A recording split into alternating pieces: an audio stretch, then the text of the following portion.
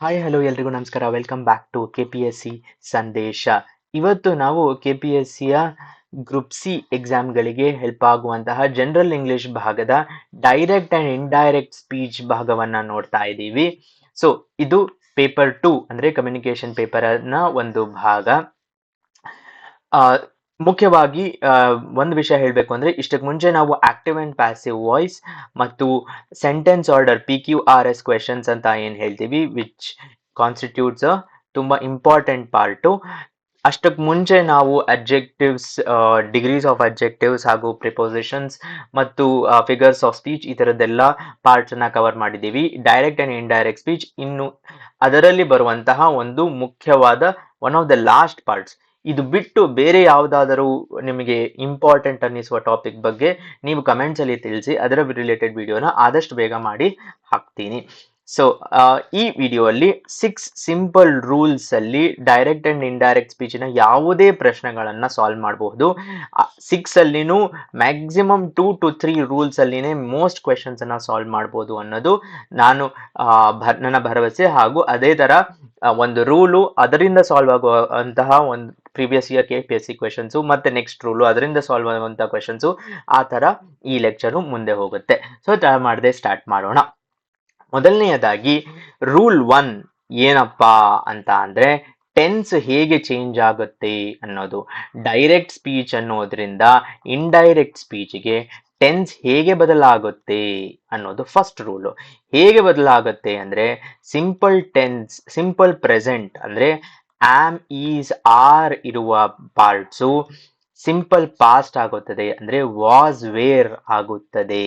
ತದನಂತರ present perfect ಅಂದ್ರೆ for example have, has plus been ಇರುವ ಪಾರ್ಟ್ಸು ಪಾಸ್ಟ್ ಪರ್ಫೆಕ್ಟ್ ಆಗುತ್ತದೆ, ಅಂದ್ರೆ ಹ್ಯಾಡ್ ಪ್ಲಸ್ ಬೀನ್ ಅಂತ ಆಗುತ್ತೆ. For example simple tense direct speech ನಲ್ಲಿ I am fine he said ಅನ್ನೋದು ಹಿ ಸೆಡ್ ದಟ್ ಆಮ್ ಇರೋದು ಇಲ್ಲಿ ನೋಡ್ಬೋದು ನೀವು. ಆಮ್ ಇರೋದೇನಾಯ್ತು, ವಾಸ್ ಆಯ್ತು. So he said that he was fine ಅನ್ನೋದು ಚೇಂಜ್ ಆಗುವಂತಹ ಒಂದು ಟೆನ್ಸ್. ಪ್ರೆಸೆಂಟ್ ಪರ್ಫೆಕ್ಟಿನಲ್ಲಿ I have been to Hampi, ನಾನು ಹಂಪಿಯನ್ನ ನೋಡಿದ್ದೇನೆ ಅನ್ನೋದು ಹಿ ಟೋಲ್ಡ್ ಮೀ ಇದ್ದಲ್ಲಿ he told me that he have been ಇರೋದು ಹ್ಯಾಡ್ ಬೀನ್ ಆಗತ್ತೆ, ಅದಷ್ಟು ಚೇಂಜ್ ಆಗುತ್ತೆ. ಸೊ ಹ್ಯಾವ್, ಹ್ಯಾಸ್ ಇರೋದು ಹ್ಯಾಡ್ ಬೀನ್ ಆಗತ್ತೆ.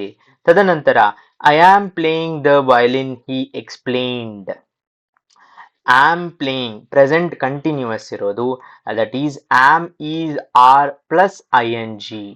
Am, is, are plus ING ಇರೋದು was, were plus ING that is past continuous ಆಗತ್ತೆ. ಇವನು ಹೇಳ್ತಾ ಇದ್ದಾನೆ I am playing the violin he explained, ನಾನು ಇವಾಗ ವಯಲಿನ್ ಪ್ಲೇ ಮಾಡ್ತೀನಿ ಅನ್ನೋದು ನೆಕ್ಸ್ಟ್ ಏನಾಗತ್ತೆ, he explained that he was playing the violin. So am playing ಇರೋದು ವಾಸ್ ಪ್ಲೇಯಿಂಗ್ ಆಗಿ ಬದಲಾಗತ್ತೆ. That is the tense change, rule 1 tense change. ಇಷ್ಟೇ tense ಗಳ ಅಲ್ಲ, ಇನ್ನಷ್ಟು ಇದಾವೆ. Tense change in the second part ಏನು ಅಂದ್ರೆ ಸಿಂಪಲ್ ಪಾಸ್ಟ್. ಡೈರೆಕ್ಟ್ ಸ್ಪೀಚಿನಲ್ಲಿ ಸಿಂಪಲ್ ಪಾಸ್ಟ್ ಇದ್ದಲ್ಲಿ ಅದು ಪಾಸ್ಟ್ ಪರ್ಫೆಕ್ಟ್ ಆಗತ್ತೆ. ಸಿಂಪಲ್ ಪಾಸ್ಟ್ ಅಂದ್ರೆ ವಾಸ್, ಓಕೆ ಅಲ್ಲ, ಸಿಂಪಲ್ ಪಾಸ್ಟ್ ಅಂದ್ರೆ ವಾಸ್, ವೇರ್ ಅನ್ನೋದು ಬರುವಂತದ್ದು. ಸೊ ಸಿಂಪಲ್ ಪಾಸ್ಟ್ ಇದ್ದಲ್ಲಿ past perfect. For example he said Pavan arrived on Sunday. Was, were ಇಲ್ಲ ಅಂದ್ರೂ ಅರೈವ್ಡ್ ಅನ್ನೋದು ಸಿಂಪಲ್ ಪಾಸ್ಟ್ ಟೆನ್ಸ್. ಇದನ್ನ ಕನ್ವರ್ಟ್ ಮಾಡಿದಾಗ ಹ್ಯಾಡ್ ಅರೈವ್ಡ್, ಸೊ ಹ್ಯಾಡ್ ಬಂದು ಆಡ್ ಆಗತ್ತೆ, ಪಾಸ್ಟ್ ಪರ್ಫೆಕ್ಟ್ ಆಗಿ ಕನ್ವರ್ಟ್ ಆಗುತ್ತೆ. ಇನ್ನೊಂದು ಸೂತ್ರ ಏನು ಅಂದ್ರೆ ಪಾಸ್ಟ್ ಕಂಟಿನ್ಯೂಸ್ ಅಲ್ಲಿರೋದು ವಾಸ್, ವೇರ್ ಪ್ಲಸ್ ING ಅನ್ನೋದು past perfect continuous that is had been plus ING. ಅಂದ್ರೆ we were playing hockey, they told me. They told me that they had been were playing, ಇಲ್ಲಿ ಹೇಳಿದ್ವಿ was, were plus ING ಇದ್ದಲ್ಲಿ had been plus playing that is past perfect continuous tense. Had been plus ING ನಾವು hockey ಆಡುತ್ತಿದ್ದೆವು, past continuous. Future ಅಂದ್ರೆ will, can ಅಂತ ಇದ್ದಲ್ಲಿ wood, ಕುಡ್ ಅಂತ ಆಗತ್ತೆ. ನೀವು ಈ ಪಾರ್ಟ್ಸ್ ಅನ್ನ ನೆನಪಿಟ್ಕೊಳ್ಳಿಲ್ಲ ಅಂದ್ರೂ ಜಸ್ಟ್ ಈ ಪಾರ್ಟ್ಸ್ ಅಂದ್ರೆ ಬ್ರಾಕೆಟ್ ಅಲ್ಲಿ ಏನಿದೆ ಅದು ಹೇಗೆ ಕನ್ವರ್ಟ್ ಆಗುತ್ತೆ ಅಂತ ನೋಟ್ಸ್ ಮಾಡ್ಕೊಂಡು ಅದಷ್ಟನ್ನ ನೋಟ್ ಡೌನ್ ಮಾಡ್ಕೊಂಡ್ರೆ ಮೋಸ್ಟ್ ಕ್ವೆಶನ್ಸ್ ಸಾಲ್ವ್ ಆಗುತ್ತೆ. For example, she said I will be in Ballari, ನಾನು ಬಳ್ಳಾರಿಯಲ್ಲಿರ್ತೀನಿ on Friday. She said that will ಇರೋದು ವುಡ್ ಆಗತ್ತೆ, ಬಿಕಾಸ್ ಫ್ಯೂಚರ್ ಅಲ್ಲಿರೋದು. ವಿಲ್ ಇರೋದು ವುಡ್ ಆಗತ್ತೆ, ಕ್ಯಾನ್ ಇರೋದು ಕುಡ್ ಆಗತ್ತೆ.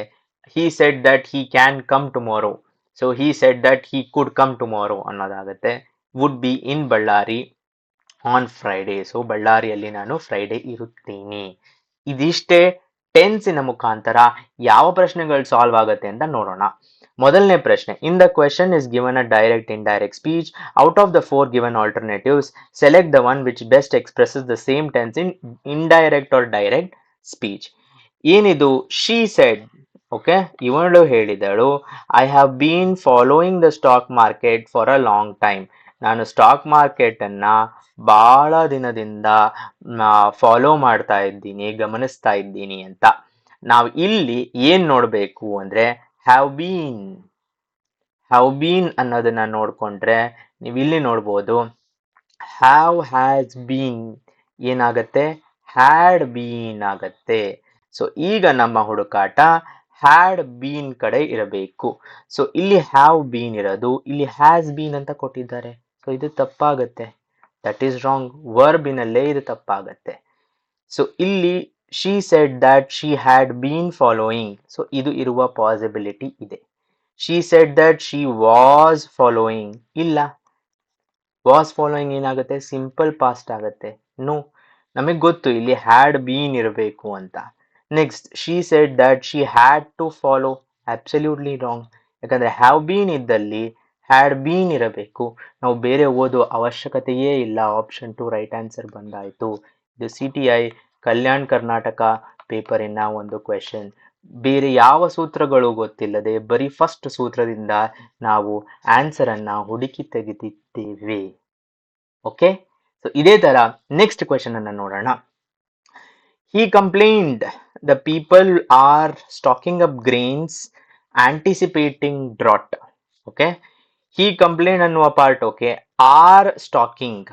ಓಕೆ, ಆರ್ ಸ್ಟಾಕಿಂಗ್ ಅನ್ನುವುದು ಪ್ರೆಸೆಂಟ್ ಕಂಟಿನ್ಯೂಸ್ ಅಲ್ಲಿದೆ. Okay, ING. ಸೊ ಹಿಂದೆ ಹೋಗಿ ನೋಡಿಕೊಂಡರೆ ನಾವು present continuous am is are plus ING ಇರುವುದು ಏನಾಗಬೇಕು, ವಾಸ್ ವೇರ್ ಪ್ಲಸ್ ING ಆಗಬೇಕು. ಸೊ ಹಾಗಿದ್ದಲ್ಲಿ ನಾವು ಇವಾಗ ವೇರ್ ಪ್ಲಸ್ ING ಅನ್ನ ಹುಡುಕ್ತಾ ಇದ್ದೀವಿ. ಸೊ ಫಸ್ಟ್ ಪಾರ್ಟ್ ಅಲ್ಲಿ ವೇರ್ ಸ್ಟಾಕಿಂಗ್, ಎಸ್, ಇದಿರುವ ಪಾಸಿಬಿಲಿಟಿ ಇದೆ. ಈ ಕಂಪ್ಲೇಂಟ್ ದಟ್ ಪೀಪಲ್ ಸ್ಟಾಕ್ಡ್,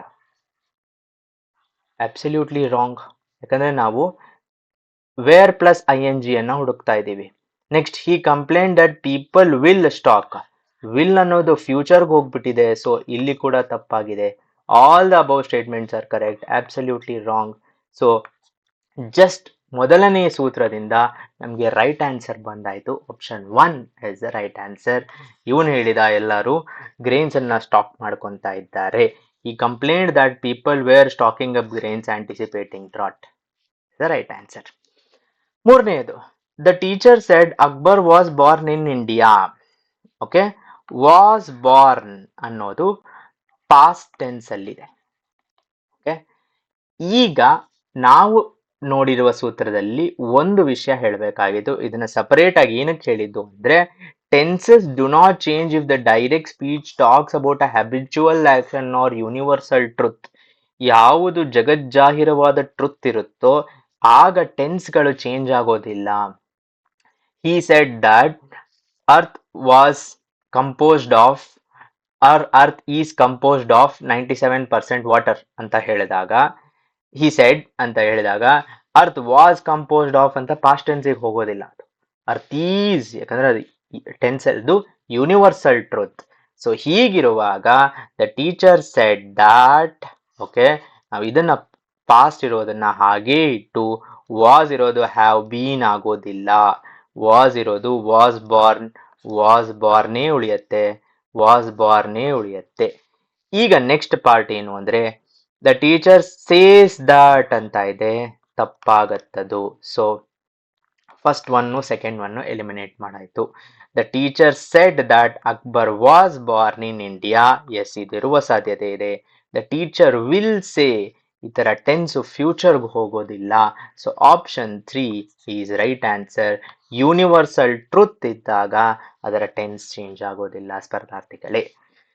ಸರಿ, ತದನಂತರ ಎರಡನೇ ಸೂತ್ರ, ಚೇಂಜ್ ಇನ್ ಪ್ರನೌನ್ಸ್. ಪ್ರನೌನ್ಸ್ ಇದ್ದಲ್ಲಿ ಹೇಗೆ ಚೇಂಜ್ ಆಗತ್ತೆ? ಫಸ್ಟ್ ಪರ್ಸನ್ ಐ ಇರುವ ಜಾಗದಲ್ಲಿ ಹಿ ಶಿ ಇಟ್ ಆಗತ್ತೆ, based on whether it is based on the gender of the person. We ಇರುವ ಜಾಗದಲ್ಲಿ ದೇ ಆಗತ್ತೆ. ಸೊ ಯು ಇರುವ ಜಾಗದಲ್ಲಿ ಹಿ ಶಿ ಇಟ್ ಆಗತ್ತೆ, ಹಿ ಶಿ ಇಟ್ ದೇ ಆಗತ್ತೆ, based on the gender of the person and the group. He she it ಇದ್ದಲ್ಲಿ ಅದು ಹಾಗೆಯೇ ಹಿ ಶಿ ಇಟ್ ಆಗತ್ತೆ. ಏನಪ್ಪಾ ಇದರರ್ಥ ಅಂತ ಅಂದ್ರೆ, ಫಸ್ಟ್ ಪರ್ಸನ್ ಅನ್ನ ನೋಡೋಣ. He said I am in 5th class, I am in class 5th. So I ಅನ್ನೋದಿದೆ, ಬಟ್ ಇದು ಫಸ್ಟ್ ಪರ್ಸನ್ ಅಲ್ಲಿದೆ. ಇದು ಚೇಂಜ್ ಆಗಿ ಇಲ್ಲಿ ಹಿ, ಜೆಂಡರ್ ಹಿ ಇರುವುದರಿಂದ he said that he was in class 5th. Okay, she said she was in class 6 ಅಂತಿದ್ದಾಗ ಇಲ್ಲಿ I ಅನ್ನೋದು ಶಿ ಆಗತ್ತೆ. ಸೆಕೆಂಡ್ ಪರ್ಸನ್ ಅಲ್ಲಿ she said to him you have done your work. Okay, she said to him you ಅನ್ನೋದು second person. ಆಗೇನಾಗಬೇಕು, he she it they ಬರಬೇಕು. ಇದು ಜೆಂಡರಿನ ಮೇಲೆ ಡಿಪೆಂಡ್ ಇರೋದ್ರಿಂದ she told him that he had done he had he told in them he has done his homework. He has done his homework ಅನ್ನೋದು ಸರಿಯಾದ explanation. he says she sings well. Okay, ಇಲ್ಲಿ already she ಅನ್ನೋ part ಇಲ್ಲೇ ಇದೆ. ಆಗ he says that she sings well, she ಅನ್ನೋದು ಹಾಗೆ retain ಆಗುತ್ತೆ. ಸೊ ರೂಲ್ ನಂಬರ್ 2, ಪ್ರನೌನಿನ ಚೇಂಜು. ಹಾಗೆ ನೋಡಿದಾಗ Amit said Rohit you will be eligible. Amit ಹೇಳ್ತಾ ಇದ್ದಾನೆ ರೋಹಿತ್ಗೆ, ನೀನು ಎಲಿಜಿಬಲ್ ಇರ್ತೀಯಾ to vote when you are 18. Okay, so ನೀನು 18 ಇಯರ್ಸ್ ಆದಲ್ಲಿ ಎಲಿಜಿಬಲ್ ಆಗ್ತೀಯಾ ವೋಟ್ ಮಾಡಕ್ಕೆ ಅಂತ. ಸೊ ಅಮಿತ್ ಟೋಲ್ಡ್ ರೋಹಿತ್, ಎಲ್ಲ ಕಡೆ ಸೇಮ್ ಇದೆ. Okay, that you will be eligible. You ಅನ್ನುವುದನ್ನ ನಮಗ್ ಗೊತ್ತಾಗಿದೆ, ರೋಹಿತ್ ಅನ್ನುವುದು ಮೇಲ್ ಆಗಿರೋದ್ರಿಂದ ಹಿ ಆಗಬೇಕು. ಸೊ ಯು ಇರೋದು ಯು ಹಾಗೇ ಇರುವುದಿಲ್ಲ, ದಟ್ ಹಿ ಅನ್ನೋದು ಬರಬೇಕು. ಸೊ ಇದಿರುವ ಸಾಧ್ಯತೆ ಇದೆ. ಯು ಅನ್ನೋದಿದೆ, ಇದಾಗೋದಿಲ್ಲ. So Amit told Rohit that he would be eligible for voting when he would be 18. Okay, so ಇದೆರಡು ಹಿ ಯು ಅನ್ನೋದು ಹಿ ಬಂದಿದೆ. ಸೊ ಇದು ಇರುವ ಸಾಧ್ಯತೆ ಇದೆ. ಆಪ್ಷನ್ 1 ಮತ್ತು 4 ಎರಡೂ ಇರುವ ಸಾಧ್ಯತೆ ಇದೆ. ಈಗ ನೆಕ್ಸ್ಟ್ ಪಾರ್ಟ್ ಅನ್ನು ನೋಡ್ಬೇಕು. Amit told Rohit he will ಇರೋದು ಏನಾಗಬೇಕು, ಕುಡ್ ಆಗುತ್ತಾ? ಆಗೋದಿಲ್ಲ. ವಿಲ್ ಇರೋದು ವುಡ್ ಆಗತ್ತೆ. That he would be eligible to vote when he would be 18. he could vote only after 18. ಈ ತರ ಕಂಪ್ಲೀಟ್ ಡ್ರಾಸ್ಟಿಕ್ ಚೇಂಜಸ್ ಆಗೋದಿಲ್ಲ. ಆಪ್ಷನ್ 2 ಇಸ್ ರೈಟ್. ಸೊ ಇದರಲ್ಲಿ ಪ್ರನೌನ್ ಮತ್ತು ಮೋಡಲ್ ವರ್ಬ್ಸ್ ಇಂದ ಆನ್ಸರ್ ಮಾಡುವಂತಹ question option 4 is the right answer. Next, interrogative sentences ಅಂದ್ರೆ question ಮಾಡುವಂತಹ ಸೆಂಟೆನ್ಸಸ್ ಯಾವುದು ಅಂತ ಅಂದ್ರೆ, ವಾಟ್, ವೇರ್, ವೆನ್ ಅಂತ ಪ್ರಶ್ನೆಗಳು ಸ್ಟಾರ್ಟ್ ಆಗ್ತಿದ್ದಲ್ಲಿ ಅದೇ ಜಾಯ್ನಿಂಗ್ ಕ್ಲಾಸ್ ಆಗುತ್ತೆ. ಯಾವಾಗ ಅಂತ ಅಂದ್ರೆ, he asked when shall we go. Okay, ಹಾಗಿದ್ದಲ್ಲಿ he asked me when shall we go ಅಂತ ಆಗತ್ತೆ. ಸೊ ಹೀಗೆ ಜಾಯ್ನಿಂಗ್ ಕ್ಲಾಸು ಅದಾಗದೇ ಆಗೋದು ಯಾವಾಗ ಅಂದ್ರೆ, ವಾಟ್, ವೇರ್, ವೆನ್ ಇದ್ದಾಗ. ಅಕಸ್ಮಾತ್ ರಿಪೋರ್ಟಿಂಗ್ ವರ್ಬ್ಸ್ ಅಲ್ಲಿ ಸೆಡ್ ಆರ್ ಸೆಡ್ ಟು ಅಂತ ಇದ್ದಾಗ ನಾವು ಅದರ ಬದಲಾಗಿ ಎನ್ಕ್ವೈರ್ಡ್, ಆಸ್ಕ್ಡ್, ಡಿಮಾಂಡೆಡ್ ಅನ್ನೋ ವರ್ಡ್ಸ್ ಅನ್ನ ಯೂಸ್ ಮಾಡಬಹುದು. So enquired, asked or demanded based on tone, ಯಾವ ಟೋನ್, ಯಾವ ಭಾಷೆಯ ಟೋನ್ ಏನಿದೆಯೋ ಅದರ ಮೇಲೆ ಡಿಪೆಂಡೆಂಟು. ಅಕಸ್ಮಾತ್ ಬಿಗಿನಿಂಗ್ ಒಂದು ಹೆಲ್ಪಿಂಗ್ ವರ್ಬ್ ಇಂದ ಇದ್ದಲ್ಲಿ ಆಗ joining clause if or whether ಇಂದ ಆಗತ್ತೆ. ಸೊ ಈ ತರದ ಚಾನ್ಸಸ್ ಆಫ್ ಈ ಯಾವಾಗ ಕ್ವೆಶ್ಚನ್ಸ್ ಬರುತ್ತೋ ಆಗ ಇದನ್ನ ನಾವು ಯೂಸ್ ಮಾಡಬಹುದು. ಇದಾದ ಮೇಲೆ change in modal verbs rule number 4 ಏನು ಅಂದ್ರೆ ಮೋಡಲ್ಸ್ ಕ್ಯಾನ್ ಕುಡ್ ಆಗುತ್ತೆ, ಮೇ ಇರುವುದು ಮೈಟ್ ಆಗತ್ತೆ, ಮಸ್ಟ್ ಇರುವುದು had to would have to ಆಗತ್ತೆ. So but could would should might ought ಅಂತ ಆಲ್ರೆಡಿ ಡೈರೆಕ್ಟ್ ಸ್ಪೀಚ್ ನಲ್ಲಿರುವುದು ಯಾವುದೇ ಬದಲಾವಣೆಗಳಾಗೋದಿಲ್ಲ. ಓಕೆ, ಸೊ ಇದರ ರಿಲೇಟೆಡ್ ಒಂದು ಪ್ರಶ್ನೆ ಬಂದಿದೆ, ಅದನ್ನ ತೋರಿಸ್ತಾ ಇದ್ದೀನಿ. I said to my friend can I borrow your dictionary for one day. Okay, can I borrow, first thing modal verbs ನಲ್ಲಿ ಕ್ಯಾನ್ ಇರೋದು ಏನಾಗಬೇಕು, ಕುಡ್ ಆಗಬೇಕು. ಸೊ ನಾವಿಲ್ಲಿ ಕ್ಯಾನ್ ಅನ್ನ ಕ್ಯಾನ್ ಆಗಿ ರಿಟೈನ್ ಮಾಡುವಾಗಿಲ್ಲ, ಮೈಟ್ ಆಗೋದಿಲ್ಲ, ಅದು 2 ಎಲಿಮಿನೇಟ್ ಆಯ್ತು. ಕುಡ್ ಇಲ್ಲಿದೆ, ಇದಿರುವ ಚಾನ್ಸ್ ಇದೆ, ಮತ್ತು ಕುಡ್ ಇಲ್ಲೂ ಇದೆ, ಸೊ ಇದು ಇರುವ ಚಾನ್ಸ್ ಇದೆ. Next I said to my friend ಆದಮೇಲೆ ಕ್ವೆಶ್ಚನ್ ಮಾರ್ಕ್ ಇದೆ. Okay, so can I borrow your dictionary for one day. So ಇದಕ್ಕೆ ನಾವು ಇಂಟರಾಗೇಟಿವ್ ಸ್ಟೇಟ್ಮೆಂಟ್ಸ್ ಇದ್ದಾಗ ಎನ್ಕ್ವೈರ್ಡ್, ಆಸ್ಕ್ಡ್, ಡಿಮಾಂಡೆಡ್ ಅನ್ನೋದನ್ನ ಯೂಸ್ ಮಾಡಬೇಕು ಅಂತ ತಿಳ್ಕೊಂಡಿದ್ದೀವಿ. So I told my friend ಆಗೋದಿಲ್ಲ, I asked my friend because it is a question mark. So option 4, I asked my friend if I could borrow his dictionary for one day. This is the right explanation. ಬರೀ ನಾವು modal verbs and question statements ನ ಈ right answer ಅನ್ನ ಹುಡುಕಿದ್ದೀವಿ. Okay, right. ಮುಂದಿನ ಪ್ರಶ್ನೆ, change of time ಹೇಗೆ change ಆಗುತ್ತೆ? Today ಅಂತ ಇದ್ದದ್ದು ದಟ್ ಡೇ ಆಗುತ್ತೆ, tomorrow the next day, yesterday the day before, now then, here there, ago before, thus so, these those, hence thence ಅನ್ನೋದು change in time. So ಇದನ್ನ ನೀವು note ಮಾಡಿಕೊಂಡ್ರೆ ಯಾವಾಗ ಇದು ಬಂದಲ್ಲಿ ಯೂಸ್ ಮಾಡ್ಕೋಬಹುದು. ಉದಾಹರಣೆಗೆ Ravi Sharma will you be getting my text books tomorrow. So Ravi ಕೇಳ್ತಾ ಇದ್ದಾನೆ, ಶರ್ಮಾ ನೀನು ನಾಳೆ ನನ್ನ ಟೆಕ್ಸ್ಟ್ ಬುಕ್ಸ್ ಅನ್ನ ತರ್ತೀಯಾ ಅಂತ. ಸೊ ಫಸ್ಟ್ ಥಿಂಗ್ ನಾವು ಇಲ್ಲೇನ್ ನೋಟ್ ಮಾಡಬೇಕು ಅಂದ್ರೆ ಕ್ವೆಶ್ಚನ್ ಇರೋದ್ರಿಂದ ಆಸ್ಕ್ಡ್ ಬರಬೇಕು. ಸೊ ಆಸ್ಕ್ಡ್, ಸೆಡ್ ಬರೋದಿಲ್ಲ, ಕ್ವೆಶ್ಚನ್ಡ್ ಕೂಡ ಬರುವ ಚಾನ್ಸ್ ಇದೆ. ಸೊ ಈಗಲೇ ಅದನ್ನ ಎಲಿಮಿನೇಟ್ ಮಾಡೋಕ್ ಆಗೋದಿಲ್ಲ. ನೆಕ್ಸ್ಟ್ ವಿಲ್ ಅನ್ನೋದಿದೆ. ನಾವು ಮೋಡಲ್ ವರ್ಬ್ಸಿನ ಚೇಂಜ್ ಅಲ್ಲಿ ವಿಲ್ ಅನ್ನೋದಿದ್ದಲ್ಲಿ ವುಡ್ ಬರುತ್ತೆ. ಓಕೆ, ಸೊ ವಿಲ್ ಅಂತ ಇದ್ದಲ್ಲಿ ವುಡ್ ಬರುತ್ತೆ. So would question Sharma to get ಅಂತ ಇದೆ, ಆಪ್ಷನ್ 4 ತಪ್ಪಾಗತ್ತೆ. ನೆಕ್ಸ್ಟ್ ನಾವು ಹೇಳಿದ್ದು ಯು ಅನ್ನೋದು ಹಿ ಆಗತ್ತೆ ಬಿಕಾಸ್ ಸೆಕೆಂಡ್ ಸೆಂಟೆನ್ಸ್. ಸೊ ಆ ತರ್ಕದಿಂದನೂ ಇವೆರಡೇ ಸ್ಟೇಟ್ಮೆಂಟ್ಸ್ ಉಳಿಯುತ್ತೆ.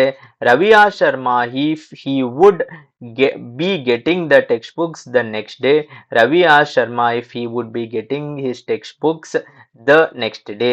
ಟುಮಾರೋ ಇದೆ, ಇಲ್ಲಿ ದ ನೆಕ್ಸ್ಟ್ ಡೇ ಇದೆ.